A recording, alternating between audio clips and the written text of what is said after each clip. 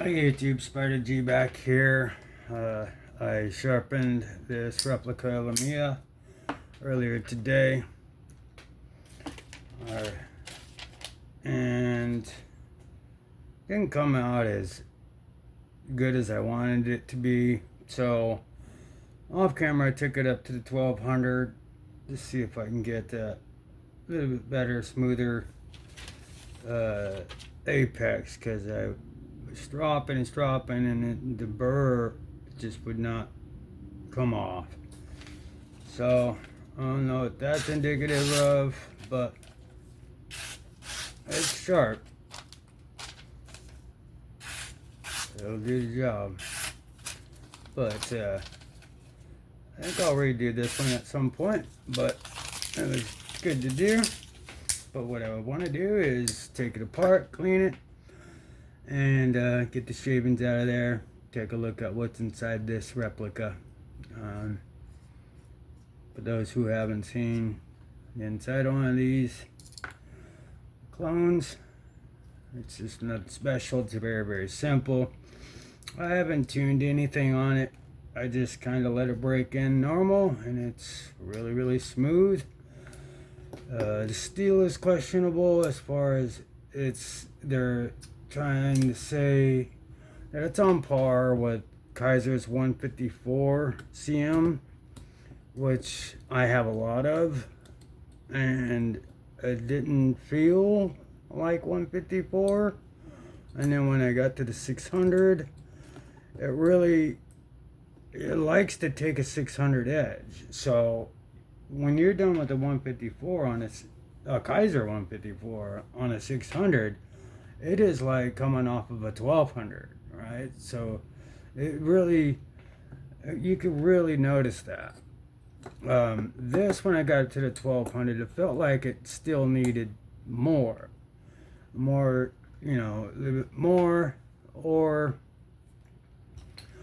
because what I did was 140 to the 400, which is, again, the 400, my particular 400 and 600 Atoma, I sharpened a ton of knives on these, just going, so, and I've had them for quite a bit. So my 140 and my 1200 are good, but the 400 and the 600 are like a grit higher on each one. So it's like, I know there's no 5, but like 5, like it's 400, but it's like now like a 550 or so.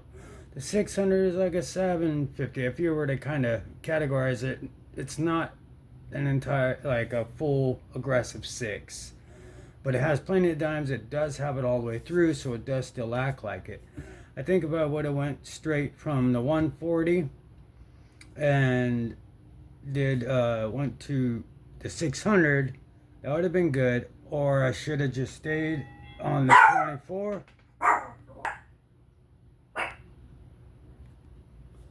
Okay, sorry about that. We came to the door here. Okay, so I'll probably do this again and do, because I have a 325. Maybe I'll start there with it, because I don't need to, do any reprofiling. I did need to do this on earlier, because on the fixed angle I focused on the tip and rounded it and kind of made it almost like a tanto. So I wanted to bring my drop point back around, and which I accomplished that. So I think if I take it to the 325, 400, or straight to the 6 and continue to work on the 6 with it, that might do it, and then take it up to the 12. But right now it's extremely sharp as it is. But as far as this particular, I have 3 of these, so, and I got them in different types of batches, so I'm hoping the steel on the other ones is more like the 154. But this is a 6mm, I believe 1/16 bearings, but it's 6mm pivot. So have any skips for those. Plus, I would use those for my ashers. These, I mean, the bearings are okay. They're big. They're ceramic. They're all right for what this knife is. As you can see, like I was talking about earlier, I tried to take a Dremel to it and, you know, sterilize it in a way, just so that way, you know, it can't be, you know, passed off as the real thing. It's not my intention. It's just fun for me. But we'll go ahead and put that out of the way. Let's go ahead and clean these bearings. I think I did, but we're gonna go ahead and make sure it's good to go. Let go. Okay.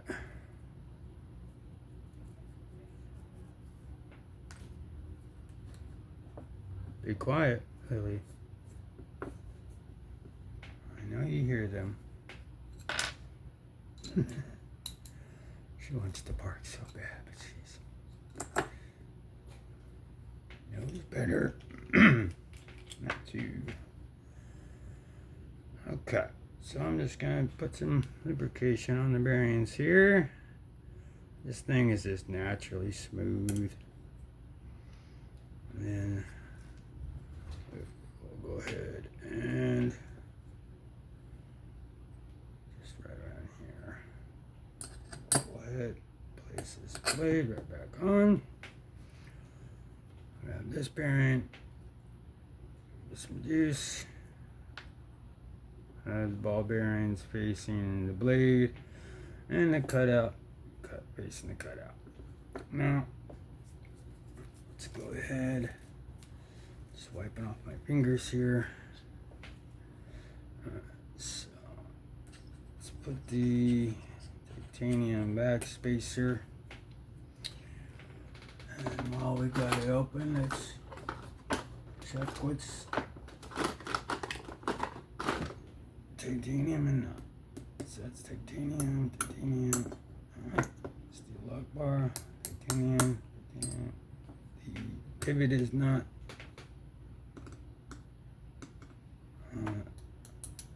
Titanium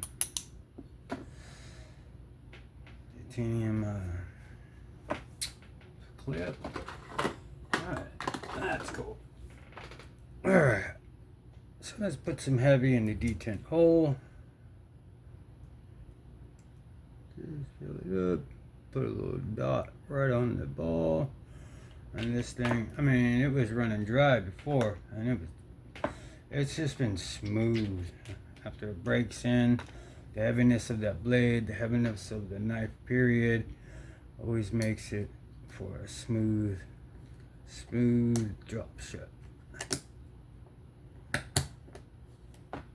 Alright, so go ahead and pinch it like that. We'll go ahead and wipe off any.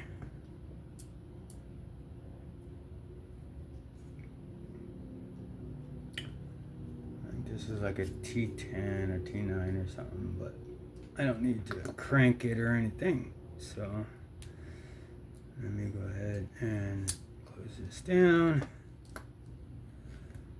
It's T8s. Screws. Which is cool. And they're deep. That's cool. So, yeah. So let's go ahead and make this how we like it.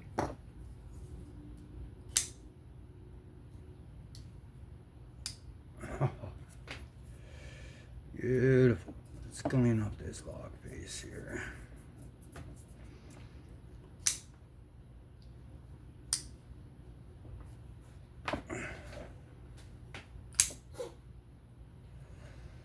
Okay, so sorry about that. You get rings rings and dog goes off. That's all it is. Lily, please be quiet. But that is dead nut centered.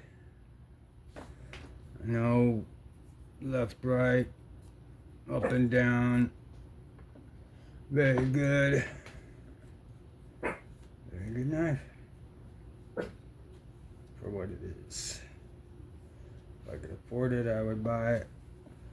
This will work. Even when I crank it down to where I like it, it's like still like that's cranked down a little bit, so it's cranked to the point where it's almost going off center on the other side. So that's how smooth it is. No blade play whatsoever. It's just like that.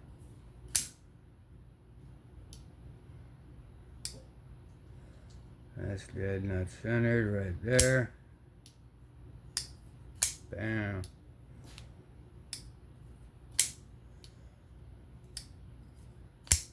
It's a guillotine. But yeah, that was the teardown of this Lamia Replica clone copy after sharpening.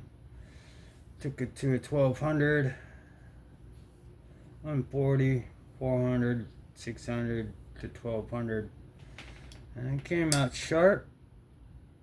Cleaned it all up. It's incredibly smooth with a nice detent. Dead nut centered, titanium. Pretty cool. But that'll do for me. That was the planing of the Lamia Replica. If you found this interesting, please give me a like, sub, comment. Have fun, be safe. I'll catch you guys on the next one. Alright, I'm out. Peace.